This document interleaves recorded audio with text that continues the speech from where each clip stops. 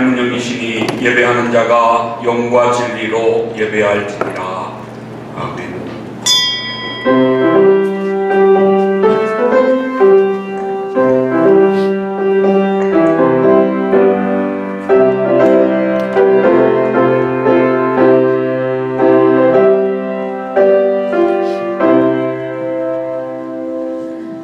너희 의인들아 여호와를 즐거워하라. 찬송은 정직한 자들이 마땅히 할 바로다. 수금으로 여호와께 감사하고 열줄 비파로 찬송할지어다. 새 노래로 그를 노래하며 즐거운 소리로 아름답게 연주할지어다. 우리 영혼이 여호와를 바라며 그는 우리의 도움과 방패시로다. 우리 마음이 그를 즐거워하며 우리가 그의 성호를 의지하였기 때문이로다. 여호와여, 우리가 주께 바라는 대로 주의 인자하심을 우리에게 베푸소서. 아멘.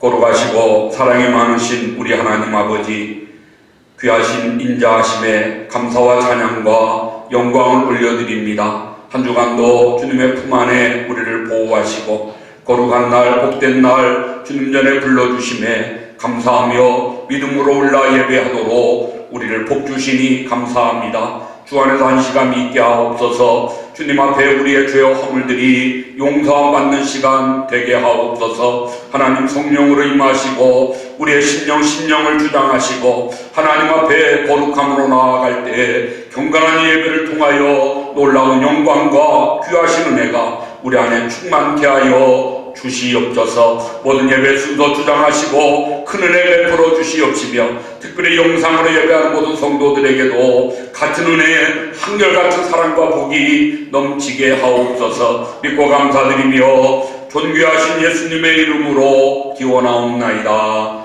아멘.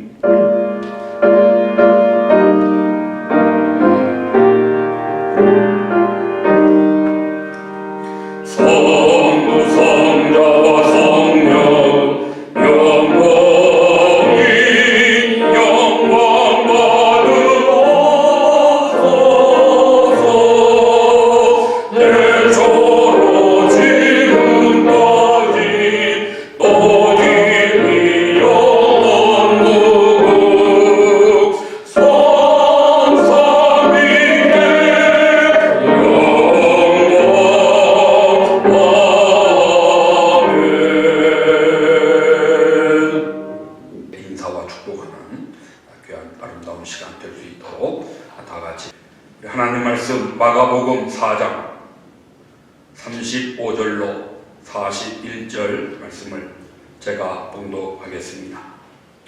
그날 저물 때에 제자들에게 이르시되 우리가 저편으로 건너가자 하시니 그들이 무리를 떠나 예수를 배에 계신 그대로 모시고 가매 다른 배들도 함께 하더니 큰 광풍이 일어나며 물결이 배에 부딪혀 들어와 배에 가득하게 되었더라. 예수께서는 고물에서 베개를 베고 주무시더니 제자들이 깨우며 이르되 선생님이여 우리가 죽게 된 것을 돌보지 아니하시나이까 하니 예수께서 깨어 바람을 꾸짖으시며 바다더러 이르시되 잠잠하라 고요하라 하시니 바람이 그치고 아주 잔잔하여지더라. 이에 제자들에게 이르시되 어찌하여 이렇게 무서워하느냐 너희가 어찌 믿음이 없느냐 하시니 그들이 심히 두려워하여 서로 말하되 그가 누구이기에 바람과 바다도 순종하는가 하였더라. 아멘. 자, 주름담님 하나님께 찬양드리겠습니다.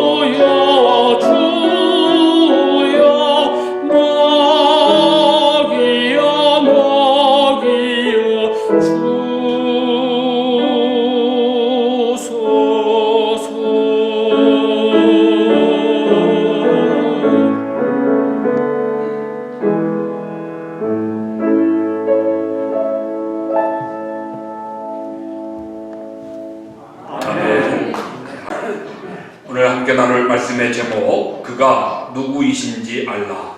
그가 누구인지 알라 하는 제목으로 함께 말씀을 나누겠습니다. 요즘 우리 사회의 모습, 마치 풍랑을 만난 배와 같이 요동치고 있습니다. 항상 언제나 문제는 많았습니다. 우리가 살면서 문제없는 세상에서 살았던 적은 없습니다. 정치적으로나 사회적으로 또는 경제적으로 해결된다 싶으면 또 다른 문제들이 생겨지는 것이 우리 인생인 것 같습니다. 그러나 그 중에서 특별히 지난 2년간은 우리가 코로나 팬데믹으로 더욱 어렵고 매우 불안하고 흔들리는 그런 세상을 살아가고 있습니다. 한 번도 경험해보지 못했던 그런 일들을 우리가 겪고 있는 것입니다. 성경은 이렇게 불안하고 흔들리는 세상을 항상 바다에 많이 비유하는 것을 볼 수 있습니다. 왜 인생과 또 세상을 바다에 비유할까 생각을 해보니까 바다는 무서운 존재입니다. 참 위험한 곳이 바다인 것 같습니다. 끝없이 흔들리고 끝없이 요동치는 곳이 바다 아니겠습니까? 잔잔한 바다 같지만 어디선가 바람이 불어오면 그 바람이 파도로 바뀌어서 배를 때리고 그 바다에서 물놀이 하던 사람들을 집어삼키는 그런 경험들을 우리는 많이 보고 있고 알고 있습니다. 안정되어 있지 못하는 곳이 바다라는 것입니다. 그런 점에서 세상을 살아가는 인생이 바다와 흡사하다고 그렇게 생각하는 것입니다. 또 우리가 성경을 보면 바다와 예수님과의 관계는 매우 밀접한 관계인 것을 볼 수 있습니다. 그 이유는 예수님이 활동하신 활동 무대가 갈릴리 호숫가였기 때문입니다.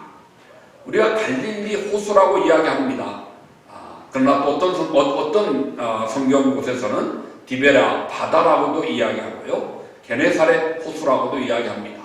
이름은 여러 가지가 있지만 호수이지만 바다처럼 매우 크고 넓은 광활한 물이 바로 이 갈릴리 바다입니다. 분지와 같이 산속에 들어있는 곳이기에 한번 바람이 불면 그 안에서 회오리 바람처럼 참 무서운 그런 광풍으로 일어나는 그런 곳이 갈릴리 바다의 특징이라고 우리가 알고 있습니다. 예수님이 갈릴리 바다를 사용하셔서 때로 바다를 건너 다니시면서 제자들에게 인생을 가르치시고 또 살아있는 믿음을 가르치시고 배우게 하시는 교육의 장소로 사용하셨습니다. 우리가 실물 교육이다 또는 실전 훈련이다 이런 말을 할 수가 있겠죠. 예수님이 갈릴리 바다를 다니실 때마다 뭔가 제자들에게 새로운 것을 가르치시고 경험케 하시는 그런 실전 훈련을 시키셨던 것입니다. 특별히 오늘 본문도 예수님과 제자들이 함께 갈릴리 바다를 건너가시는 중에 큰 풍랑을 만나서 어려움을 당하는 그런 사건, 그런 장면을 소개하고 있습니다. 오늘 우리 본문의 사건 속에서 예수님을 모시고 살아가는 우리 인생 길에 꼭 기억해야 될 교훈을 배워볼 수가 있습니다. 먼저는 말씀드린 대로 인생이란 바다는 늘 불안과 공포를 가지고 있다라는 것을 알 수 있습니다. 불안과 공포를 안고 살아가는 것입니다. 우리 가운데 이미 감당하기 힘든 인생의 폭풍우를 경험하신 그런 어른들도 많이 계십니다. 우리 한국의 우리 장로님, 권사님들 중에는 일제시대도 경험하시고 특별히 6.25 전쟁도 경험하시는 전쟁의 상처 전쟁의 아픔, 그 비극을 친히 어린 시절 몸으로 경험하셨던 그런 참 폭풍의 경험을 가지신 분들도 있습니다. 또 우리 중에는 그 인생의 폭풍을 지금 한참 맞고 계신 그 폭풍과 현재 진행형으로 되어 있는 그런 분들도 있을 줄로 생각합니다. 우리가 알아야 될 것은 우리 인생에 이런 폭풍을 만나는 이유가 무엇인가? 왜 우리 인생에 이런 갑작스러운 폭풍들이 닥치는가? 우리가 그것을 다 알 수는 없습니다. 하나님의 뜻과 하나님 하시는 일을 우리가 다 측량할 수 없기에 정확히 이거다라고 알 수 없습니다만은 성경에서 찾아볼 때 우리가 하나님 앞에 불순종의 삶을 살면 하나님이 폭풍을 일으키셔서 우리를 혼내시고 깨닫게 하시고 돌이키시는 것을 볼 수가 있습니다. 대표적인 사람이 요나 선지자 아닙니까? 하나님이 니느웨로 가라고 명령하셨음에도 자기의 생각대로 고집하여 다시스를 향하다가 결국에는 큰 풍랑을 만나 배에서 물속에 바닷속에 던져지는 그 폭풍을 경험하게 됩니다. 큰 물고기 뱃속에서 깨달음과 회개하고 하나님이 다시 살려주셔서 이제는 하나님의 뜻에 복종하는 선지자, 거듭나는 새롭게 되는 요나를 우리가 알고 있습니다. 하나님의 뜻을 거역하고 불순종하면 하나님이 사랑하는 자녀이실 때에 분명히 큰 폭풍을 일으키셔서라도 저를 깨닫게 하시고 돌이키시고 새롭게 하시는 것, 이것은 성경에서 우리에게 말씀에 가르쳐 주시는 것입니다. 우리가 하나님 앞에 불순종하여 큰 풍랑을 만나게 되면 이때는 자신의 잘못을 깨달아야 될 때입니다. 하나님 앞에 무릎 꿇고 눈물로 회개해야 할 때입니다. 하나님이 회개하라고 깨달으라고 주시는 폭풍인데 그것을 버티면 얼마나 어리석고 얼마나 무지합니까? 얼마나 불쌍합니까? 깨우치라고 주시는 풍랑, 우리가 깨닫고 하나님 앞에 회개함으로 바로 서면 참 놀랍게 그 풍랑은 금방 사라지고 잠재워지는 것, 우리가 경험하게 되는 것입니다. 그러나 항상 불순종의 일만 풍랑을 가져오는 것은 아닙니다. 오늘 본문의 사건은 제자들이 예수님 말씀 그 명령에 순종하여 지금 갈릴리 바다를 건너가는 길에 풍랑을 만난 사건입니다. 예수님께서 우리가 저편으로 건너가자 말씀하셨고 제자들이 순종해서 지금 갈릴리 바다를 건너가는 것입니다. 그런데 풍랑이 일어났습니다. 보통의 풍랑이 아닙니다. 웬만한 풍랑 같으면 제자들이 다 견딜 수 있습니다. 저들은 갈릴리 바다에서 평생 고기 잡았던 배를 탔던 어부들입니다. 웬만한 풍랑 앞에서는 저들이 흔들리지 않을 것입니다. 오늘 37절에 큰 풍랑이라고 메가톤급 풍랑인 것을 말씀하고 있습니다. 이처럼 순종하고 믿음으로 살려고 애를 쓰면 특별히 어떤 불순종의 죄를 범치 않았음에도 불구하고 생각지 않은 이런 크고 무서운 풍랑이 우리를 찾아올 수 있습니다. 우리에게 이런 큰 풍랑이 일어날 수 있는 것입니다. 우리가 이런 예상치 못한 큰 풍랑 앞에서 우리가 기억해야 될 것 몇 가지 있는데요. 먼저는 우리 인생은 내일의 앞길을 알지 못하는 것이 인생이라는 것입니다. 한치 앞을 내다보지 못하는 것이 우리 인생입니다. 그리고 인생을 사는 우리들은 겸손해야 됩니다. 참 교만하면 안 됩니다. 우리가 우리 앞길을 어떻게 장담할 수 있습니까? 너무나 교만한 것이고 무서운 것 아닙니까? 제 어린 시절 친구 중에 하나가 참 좋은 친구인데요. 사업이 참 잘 됐습니다. LG에 이 스마트폰 나오기 전에 전화하기 액정을 만들어서 납품하던 그런 회사를 경영했는데요. 돈을 참 엄청 벌었다고 그래요. 한 번씩 제가 가면 친구들이 모이는데 만날 때마다 아주 호탕하게 돈을 씁니다. 그런 모든 친구들이 참 좋아했습니다. 근데 얼마 전부터 제가 한국에 가서 친구들을 만날 때 들리는 소식이 그 친구 너무 안 됐다 하는 소식입니다. 이 스마트폰으로 바뀌고 화면이 이렇게 큰 화면이 되면서 그걸 기술적으로 못 쫓아가가지고 결국에는 사업이 망하게 되었답니다. 회사도 부도나고 참 어렵게 되었는데 그래도 가졌을 때 친구들에게 인심을 많이 써서 인심을 잃지 않아가지고 작년인가 그 친구 딸이 로스쿨에 입학을 하게 됐는데 학비가 없을 때 친구들이 십시일반으로 모아서 그 딸의 그 로스쿨 입학금을 내주었다 하는 이야기를 듣고 그럼 참 친구들이 고맙다. 제가 친구들을 참 격려했던 기억이 있습니다. 한 친구가 건축하는 친구가 있는데요. 그 친구가 일 없이 그렇게 놀고 있는 것을 알고 불러다가 기수맨을 삼았다면서 기수맨이 뭐냐 그랬더니 공사장 앞에 트럭 들어가고 나갈 때마다 사람들 조심하라고 길을 들고 사람 멈추게 하고 뭐 트럭 보내고 하는 이것은 뭐 기술 없어도 얼마든지 할 수 있는 일 아니에요. 친구가 좋구나. 그래서 또 가장인데 밥벌이는 해야 되겠어서 그렇게 해줬노라고 친구가 저한테 이야기하는 걸 들었습니다. 제가 오늘 이야기를 왜 하냐면 이 친구가 잘 나갈 때 한 번씩 만나서 밥을 먹으면 또 뭐 술 한잔도 하지요. 그러면은 저한테 박 목사 자네는 하나님 믿고 살지만 나는 내 주먹 믿고 사네. 그 자기 주먹 제 주먹만 하던데 그 주먹을 막 힘있게 줘가면서 나는 이 주먹 믿고 산다고 이렇게 호언장담하고 큰소리 치곤 했거든요. 제가 너 그러지 마라. 너 그러면 안 된다. 참 어릴 적 친구니까 아주 좋게 타일리기도 하고 뭐 몇 번 그랬던 기억이 있는데 그게 오래가지 못하더라 그거죠. 자기 주먹 믿었던 거 오래갈 수 없다는 것입니다.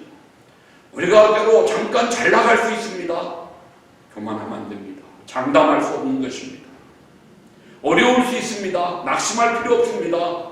다시 일어설 수 있기 때문입니다.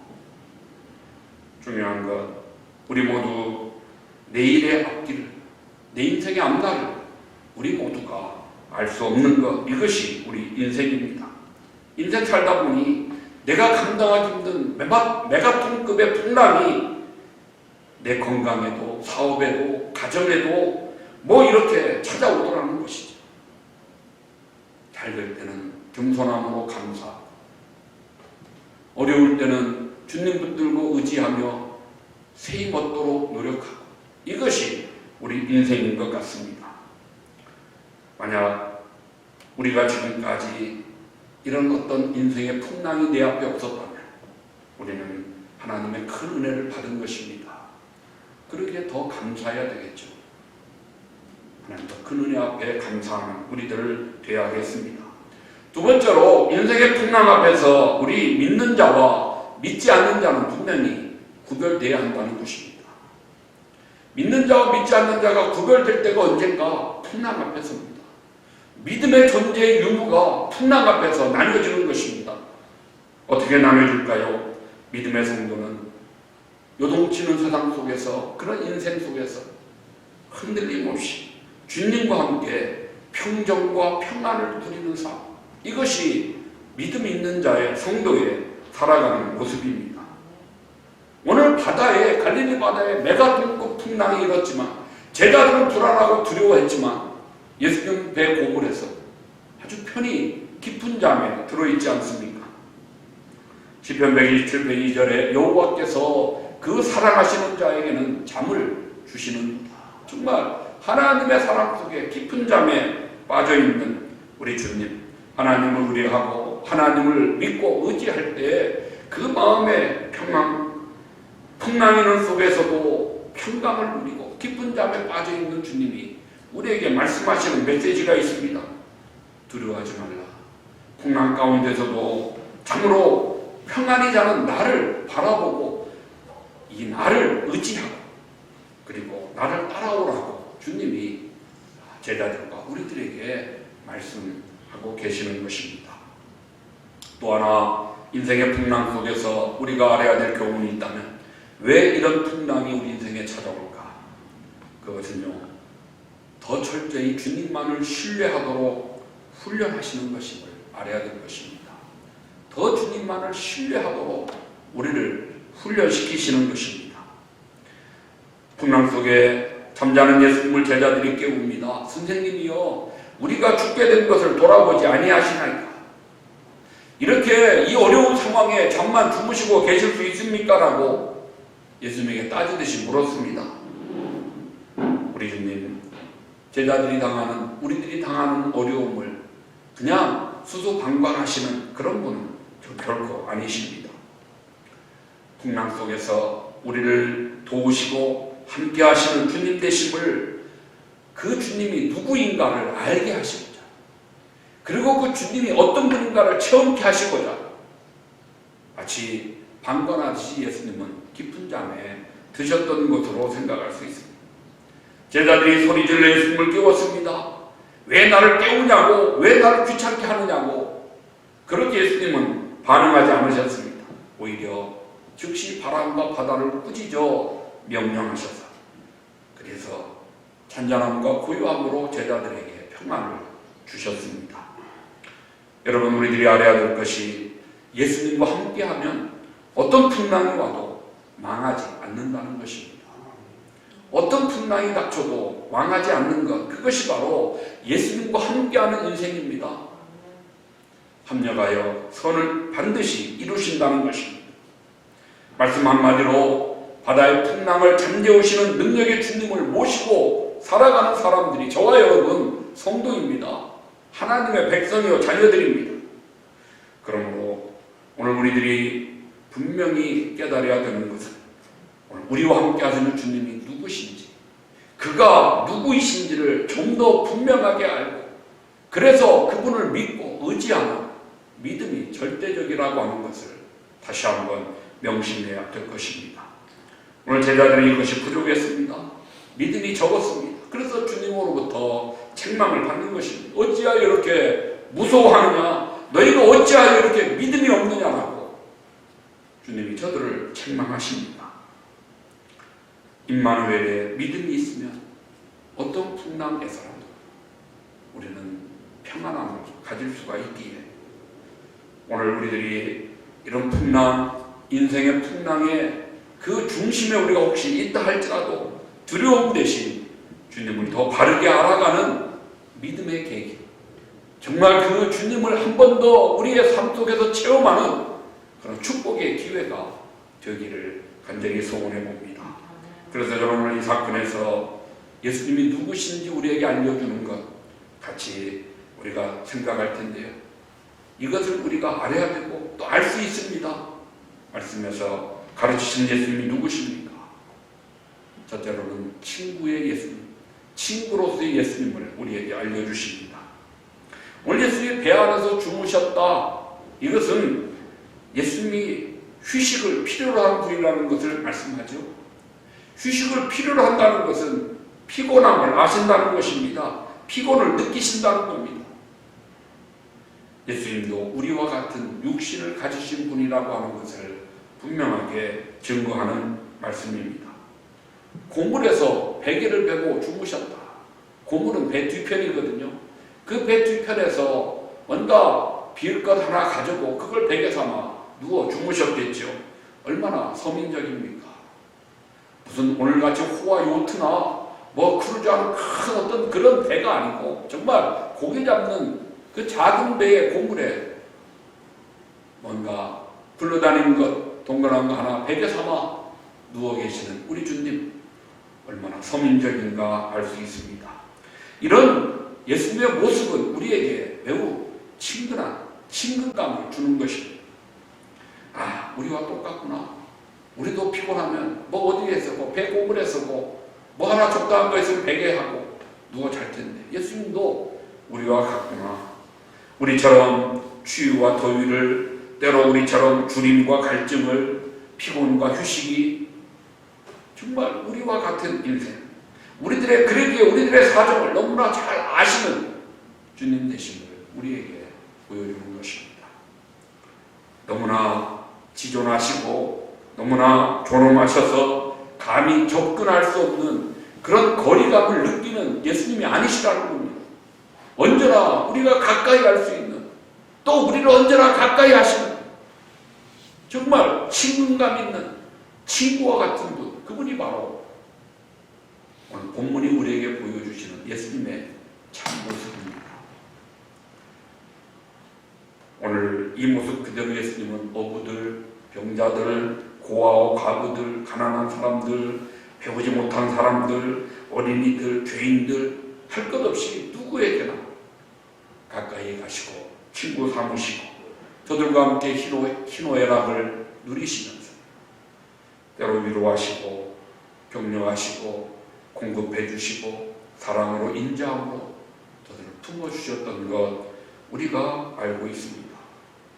저는 이것을 생각할 때마다 얼마나 감사한지, 주님이 너무나 멀리 있어 우리가 가까이 할 수 없는 분이라, 우리와는 너무나 달라 우리가 감히 접근할 수 없는 분이라,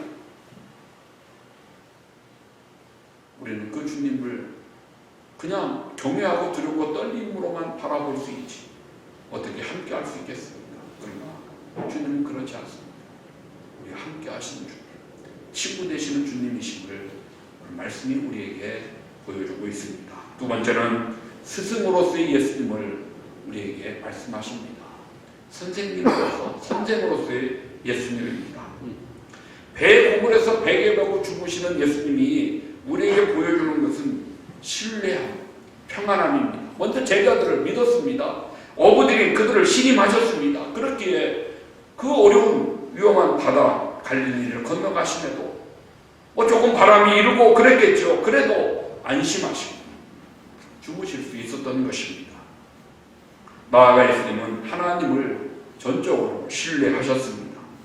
그 큰 풍랑 속에서도 흔들어 깨워야 할 정도로 깊은 잠에 빠졌던 예수님, 아마 그 모습을 보면서 제자들은 저들이 기억할 때마다 정말 예수님은 말로 설명할 수 없는 그런 훌륭한 일, 이런 깊은 존경심을 예수님에게 가졌을 것입니다.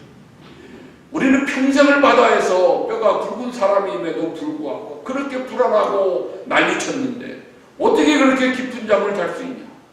그것은 하나님을 의지하고 하나님에 대한 믿음과 신뢰함이 정말 컸기에 가능한 일이 깨달을 때마다 정말 예수님에 대한 존경심 갖는 제자들이 되었을 것입니다. 그래서 제자들은 오늘 예수님을 향하여 선생님이요 라고 부르고 있습니다.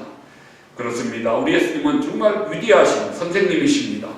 우리가 예수님을 친구로만 아는 것으로 끝나서는 마치 장님이 코끼리 더듬는 것과 같은 것입니다. 한 부분이죠.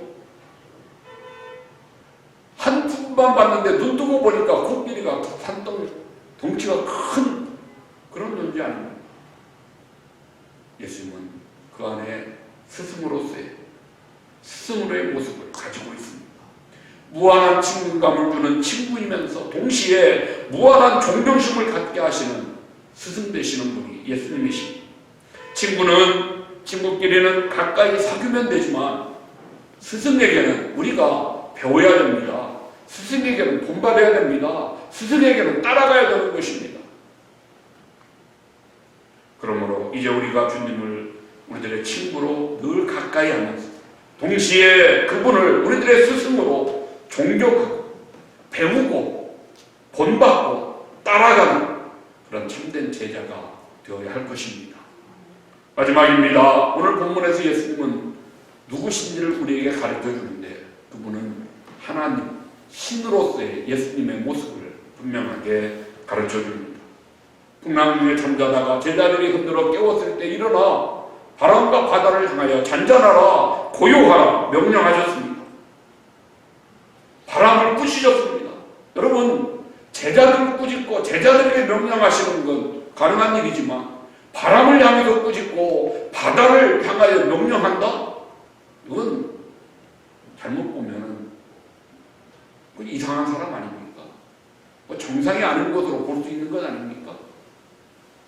더 이상한 것은, 더 놀라운 것은 바다와 바람이 예수님의 명령 앞에 그대로 복종하더라는 것입니다. 잔잔하라, 고요하라, 그 바람과 바다가 멈추고 바다에 잔잔한 평안함이 있었더라고 오늘 말씀이 증거하고 있습니다. 이를 지켜보던 제자들은 마음에 두려움을 가졌다. 이 두려움은 무서워 떠오는 것이 아니고요. 종교적으로 인간이 신을 향해 대하는 경외심의 자세가 이 두려움입니다. 제자들은 예수님에게서 저분은 우리와 다른 존재, 저분은 참 신이요 하나님이시구나 하는 것을 다시 한번 깨닫고 확인하는 그런 순간이 되었다는 것입니다. 오늘 제자들이 예수님이 친구이심을 발견했고 또한 예수님은 우리에게 스승으로 되심을 깨닫고 나아가 이분은 정말 하나님이구나. 우리와는 초월적인 우리와는 다른 하나님이시구나 깨달음을 갖도록 그렇게 진보하고 전진하는 것을 우리가 볼 수 있습니다. 제자들이 예수님을 친구와 스승 그리고 나아가 이제 우리가 믿고 경배해야 되는 하나님 되심을 알게 되었던 것입니다. 자신들을 풍랑에서 건져주신 주님이 우리를 살리시는 메시아 구주시라는 것을 확인하게 되었습니다. 그래서 저들이 감탄하며 고백하지요. 이가 누구시나? 도대체 이분이 누구시길래 정말 놀랍구나. 정말 입 못 다물고 감탄하며 고백하는 그가 누구이신지 우리에게 말씀하고 있습니다. 오늘 저와 여러분 우리들도 제자들의 말처럼 그가 누구이신지 좀 더 분명하게 아는 우리가 되어야 하겠습니다. 다시 한번 우리 주님은 우리와 늘 함께 하시는 다정한 친구이십니다. 또한 우리가 표대 삼고 본받고 배우고 따라가야 될 우리의 스승 되시는 주님이십니다. 나아가 초월적인 신만이 하실 수 있는 놀라운 일, 기적을 일으키시는 우리의 구주시오 하나님 되심을 우리가 다시 한번 깨닫고 마음에 우리 안에 참 명심하는 이 시간 우리가 되어야 하겠습니다. 말씀을 맺겠습니다. 우리들이 타고 가는 인생이라고 하는 배 안에는 우리 주님이 항상 타고 계십니다. 여러분 이걸 믿으셔야 됩니다. 우리가 하나님의 자녀 되었기에 풍랑이는 바다와 같은 이 세상 속을 살아가는 우리 인생 속에 우리 인생의 배에 나만 우리 식구들만 이렇게 타고 있는 거 아닙니다. 그 배 안에는 주님이 타고 계십니다. 배 안에 주님이 계십니다. 오늘 제자들이 타고 가던 그 배 안에 주님이 계셨습니다. 우리들의 배 안에도 우리 타고 가는 인생의 배에도 주님이 지금 타고 계십니다. 이것을 믿으십니까? 이걸 믿으셔야 됩니다. 이것이 성도입니다. 이것이 하나님의 자녀들 우리들의 특권입니다. 우리가 누리는 영원한 축복입니다. 그러게 주님 우리를 품으시고 언제나 눈동자같이 지켜주시고 인도해 주십니다. 친구 되시고 스승 되시고 하나님 되시는 주님을 믿고 좀 더 힘을 내어 담대하고 사명을 감당하고 주님 앞에 더 충성하여 승리하며 주시는 축복 가운데 큰 기쁨 누리시는 사랑하는 우리 모두 될 수 있기를 우리 주님의 이름으로 축복합니다. 아멘. 하나님 우리 아버지 감사합니다. 오늘도 배 안에서 풍랑을 잠재우시고 참 누구신지를 우리에게 가르쳐 주신 귀한 말씀 속에서 우리의 친구 되시고 스승 되시고 참 하나님 되시는 주님을 다시 한번 우리 마음에 함께함을 믿고 의지하게 하시니 감사합니다. 주님을 바라보고 주님 붙들고 주님이 함께 하심을 믿으면서 임마누엘의 믿음으로 더 담대하게 하시고 더 충성하게 하시고 또 하나님 모시기 아름다운 믿음의 삶을 살아가는 우리들 되게 하여 주시옵소서. 그래 하나님이 예비하신 은혜와 복을 우리가 세상 속에서 누리게 하시고 인생 속에서 큰 기쁨을 맛보게 하시고 나아가 영원한 삶 속에 살아주시는 그 귀한 멸류관을 영화로운 멸류관을 참 크게 풍성하게 누리고 사는 우리 온 성도들 되게 하여 주시옵소서. 감사드리며 예수님의 이름으로 기도하옵나이다. 아멘. 우리 주품에 품어서서 일어나서 같이 한 번 더 찬양하겠습니다.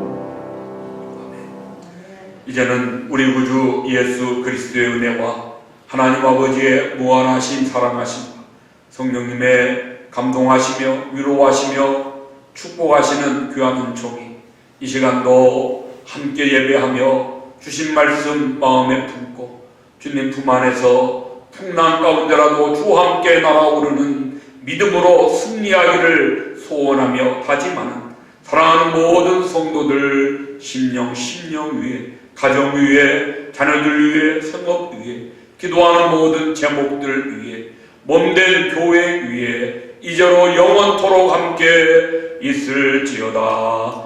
아멘. 아멘.